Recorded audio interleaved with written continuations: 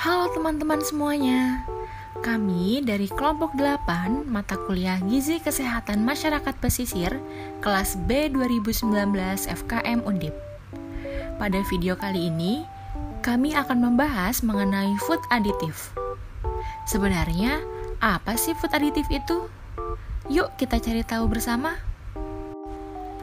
Menurut the Food and Drug Administration of the United States atau FDA, food additive atau bahan tambahan pangan merupakan suatu zat yang ditambahkan pada makanan untuk menghasilkan karakteristik tertentu pada makanan.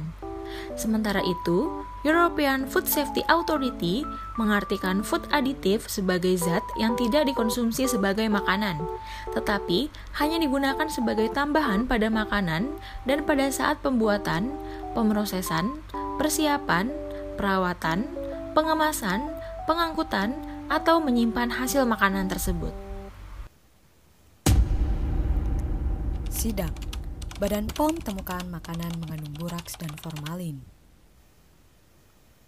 Badan POM Surabaya menemukan makanan mengandung boraks dan formalin saat melakukan inspeksi dadakan di sebuah swalayan. Dalam sidaknya, ditemukan cincau yang mengandung boraks.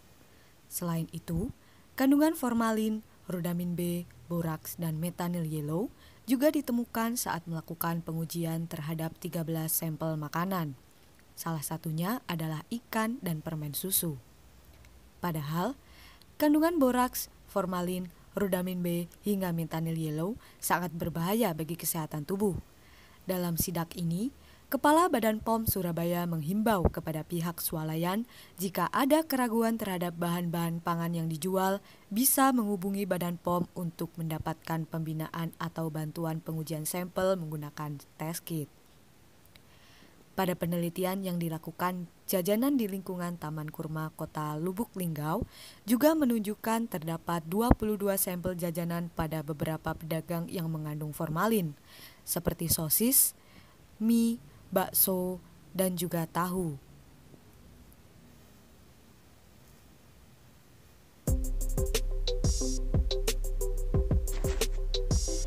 Kasus penambahan food additive seperti boraks atau formalin di dalam makanan sering terjadi di lingkungan masyarakat, yang mana mencerminkan rendahnya perhatian terhadap keamanan pangan. Hal ini bisa terjadi didorong oleh faktor-faktor berikut. Faktor yang pertama, tingkat pendidikan yang rendah. Berdasarkan penelitian terkait faktor-faktor yang mempengaruhi penggunaan boraks yang dilakukan oleh Bagja Mujianto pada tahun 2005, mayoritas pedagang yang menggunakan boraks pada dagangannya memiliki pendidikan terakhir SD sebanyak 32%, SMP 34%, SMA 29%, D3 3%, dan 2% lagi tidak sekolah. Faktor yang kedua, kurangnya pembinaan terkait pembuatan produk makanan yang sehat. Dalam pembuatan produk makanan, selain memperhatikan dari segi rasa, harus juga memperhatikan dari segi kesehatannya. Penambahan boraks dan formalin dalam makanan tentunya akan menimbulkan dampak kesehatan tertentu karena bahan tersebut tidak sewajarnya digunakan pada makanan. Menurut Bagja Mujianto yang melakukan penelitian terkait faktor-faktor yang mempengaruhi penggunaan boraks, terdapat 64% pedagang yang tidak pernah mendapatkan pembinaan dan persentase lainnya pernah mendapatkan pembinaan dari beberapa pihak.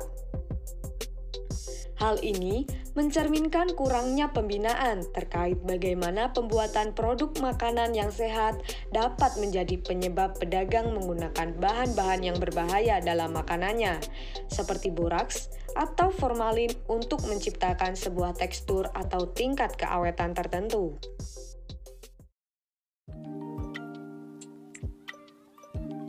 Organisasi Kesehatan Dunia, yaitu WHO, telah menetapkan batas-batas yang disebut acceptable daily intake atau kebutuhan per orang per hari, yaitu jumlah yang dapat dikonsumsi tanpa menimbulkan risiko.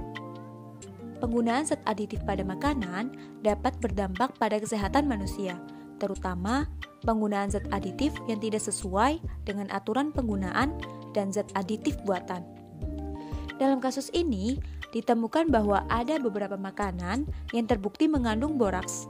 Makanan yang mengandung boraks dan formalin dalam kadar serendah apapun akan berdampak berbahaya terhadap kesehatan.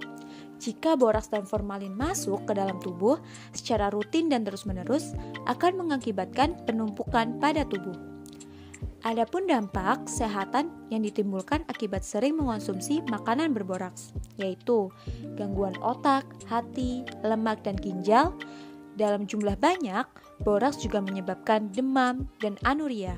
Kemudian, koma, merangsang sistem saraf pusat, depresi, apatis, sianosis, tekanan darah turun, kerusakan ginjal, pingsan, bahkan kematian. Upaya pencegahan dan penanggulangan penyalahgunaan food additive atau PTP yang dapat dilakukan pemerintah adalah dengan mengeluarkan kebijakan pelarangan penggunaan bahan tambahan pangan yang membahayakan kesehatan manusia. Kemudian, melakukan pengawasan terhadap produk pangan yang beredar. Lalu, melakukan penegakan hukum terhadap pelaku usaha yang melanggar penggunaan larangan bahan tambahan pangan, dan melakukan sosialisasi kepada masyarakat. Upaya lainnya yang bisa dilakukan untuk mencegah efek berbahaya dari food additive antara lain, yang pertama, menggunakan bahan-bahan alami untuk bumbu masakan dan menggunakan food additive sesuai aturan. Kedua, menghindari makanan berwarna mencolok dan makanan yang memiliki rasa terlalu tajam. Ketiga, memperhatikan kualitas, komposisi, kemasan, dan tingkat kesegaran makanan. Keempat, mengurangi konsumsi makanan siap saji atau makanan instan. Dan yang kelima, meningkatkan konsumsi buah dan sayur. Setelah membahas secara dalam mengenai apa itu food additive, diperoleh kesimpulan bahwa food additive adalah zat yang tidak dikonsumsi sebagai makanan. Namun, hingga saat ini masih ditemukan makanan yang mengandung formalin, boraks, rhodamin B, dan metanyl yellow pada sampel makanan di sebuah swalayan maupun sampel jajanan di lingkungan Taman Kurma Kota Lubuk Linggau. Faktor penyebab yang mempengaruhi penyalahgunaan food additive berasal dari faktor internal dan eksternal, seperti tingkat pendidikan yang rendah dan kurangnya pembinaan terkait pembuatan produk makanan yang sehat. Upaya pencegahan dan penanggulangan penyalahgunaan food additive dapat dilakukan baik oleh pemerintah maupun diri sendiri. Penggunaan zat aditif pada makanan dapat menimbulkan masalah kesehatan.